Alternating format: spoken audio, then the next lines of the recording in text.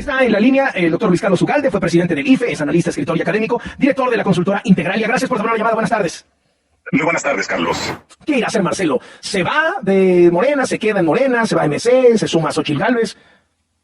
Yo creo que su pataleo no tiene destino más que la queja, pero una queja que cada vez es menos relevante, porque lo que anunció hoy, igual que lo que anunció hace una semana, pues es pura retórica sin destino. Y yo creo que eso significa que se va a quedar solo y se va a quedar sin influencia y se va a quedar completamente irrelevante. Eso es lo que yo preveo para Marcelo Ebrard.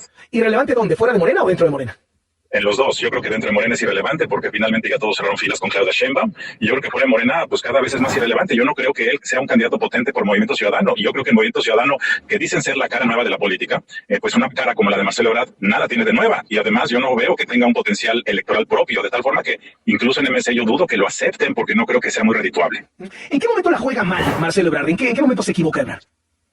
Yo creo que cuando acepta jugar un juego que ya estaba definido, yo creo que cuando entra y dice yo todavía puedo ganar cuando la cancha del juego estaba dispareja, es decir, su queja de hace 2 semanas de que le hicieron trampa, pues la trampa ya estaba hecha, ya no necesitaban hacerle trampa en las encuestas porque Claudia ya venía claramente arriba, pero estaba arriba por haber gastado cientos de millones de pesos de manera ilegal durante casi 2 años. Esa era la trampa. El presidente ya le había alineado a los gobernadores, a los medios, etcétera, ¿no?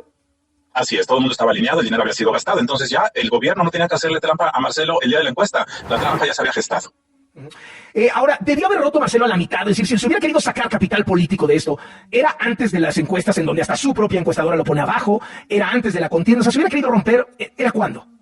Pues yo creo que debe haber sido a la mitad del proceso interno de Morena, cuando el ostentoso del gasto era evidente para todos, no era algo que hubiese que demostrar, todo el mundo lo vimos en todo el país. Creo que ese era el momento para haber denunciado esto, que me parece que es totalmente ilegal. Lo que hizo después ya no tiene ninguna relevancia. De hecho, yo creo que este pataleo hasta debe tener contenta a Claudia Sheinbaum porque le permite armar su equipo sin revoltosos, sin rebeldes internos y sin ningún costo, creo yo, para su candidatura.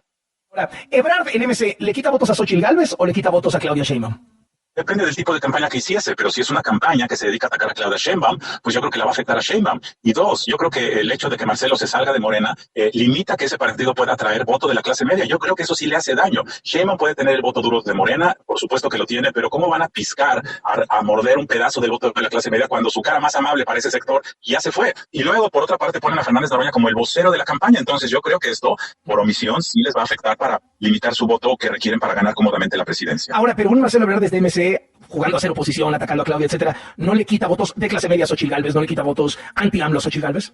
Yo creo que eventualmente sí puede afectarlo, pero yo pensaría que afectaría más a Claudia. Ahora, yo creo, Carlos, que la verdad es que al final del día yo no creo que pueda aprender mucho una candidatura de Marcelo. Claro, 4 o 5 puntos en una elección cerrada son muchísimo, pero yo francamente creo que se desinflaría porque no hay un mensaje diferente. Finalmente, pues es el candidato que rompió con el oficialismo, es decir, no es que sea un candidato de oposición, no creo por lo tanto que pueda ser muy atractivo, porque estuvo ahí hasta el final de la fiesta y luego se enojó, se salió de la fiesta, pero ha sido parte de esa fiesta durante 20 años. ¿Cómo puede vender él que es candidato a oposición cuando siempre ha estado ahí adentro? ¿Cómo, digamos que si fuera alguien más de MC, cómo pegaría? Es decir, si fuera, no sé, por ejemplo, Samuel García, ¿le quitaría votos a Xochitl o le quita votos a Sheinbaum? Yo creo que alguien como Samuel García, que yo no creo que vaya a ser candidato, pero yo creo que una candidatura como él sí podría traer un voto que podría efectivamente quitarle posibilidades a Xochitl, que es el voto joven. El voto joven tradicionalmente es abstencionista, pero yo creo que Xochitl tiene una posibilidad de poder apelar a este segmento que se quedan en su casa porque no les interesa la política. Y yo creo que Samuel sí podría atraer a un segmento de ese voto. Ahora, nuevamente, yo creo que es en el margen. Yo no creo que una candidatura de Samuel tampoco pueda ser muy potente en una elección como la del próximo año, que por definición va a ser una elección de 2, porque será una elección polarizada. Y las terceras y cuartas filas, la verdad, se quedan muy cortas porque al final la gente dice, mejor voto por quien sí puede hacer la pelea. Y entonces esas filas de los terceros o los cuartos candidatos acaban por quedarse con poca gente. Ahora, Samuel te podría contestar, Luis Carlos Ugalde, pues yo empecé en cuarto en la gubernatura de Nuevo León, y me decían exactamente lo mismo, y resulta que subía primero y soy gobernador de Nuevo León. Ese es el argumento dentro de MC, que puede jugar de tal forma que acabe una elección a tercios, ese es su argumento, y que con una elección a tercios al final cualquiera puede ganar. Pero debo decir una cosa, Nuevo León no es el país. En Nuevo León efectivamente ocurrió eso, situaciones internas, y además pues ahí él es de Nuevo León, la gente de Nuevo León tiene una naturaleza que le hace muy atractivo a alguien como él y como su esposo. Pero el resto del país es muy diferente. 2, MC es un partido regional que básicamente está en Jalisco, en un pedazo de Nuevo León y en un pedazo de Campeche, no es un partido con presencia nacional. Entonces, aunque el PRI y el PAN tengan una marca más negativa que MC, más negativa que Morena, el hecho es que no tienen una infraestructura global que les permita hacer que el fenómeno de Samuel, que fue exitoso en Nuevo León, lo puede hacer en el resto del país. Yo no creo que vaya a cuajar esa idea que ellos tienen, pero sin embargo, si esa candidatura floreciera, que hay que ver si puede florecer, porque bajo los términos actuales el volado es muy caro. El volado es me voy de candidato y luego pues, ya no regreso de gobernador, porque la única manera que sea candidato es que renuncie, porque el PRI y el PAN no le quieren dar la licencia, entonces tiene que renunciar para ser candidato. Entonces, échate el volado, voy a ganar la elección presidencial y si no la gano me quedo sin gobernatura, y MC se queda sin gobernatura, y luego MC también corre el riesgo de perder Jalisco si van solos. Entonces, yo tampoco veo tan claro esta envalentonada de Dante. ¿Tú crees que MC al final se va a sumar a la alianza opositora?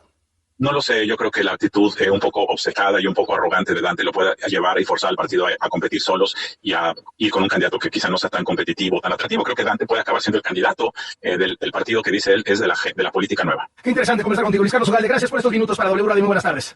Gracias, Carlos. Buenas tardes. Hasta luego. Luis Carlos Ugalde fue presidente del INE y actualmente encabeza la consultora Integralia.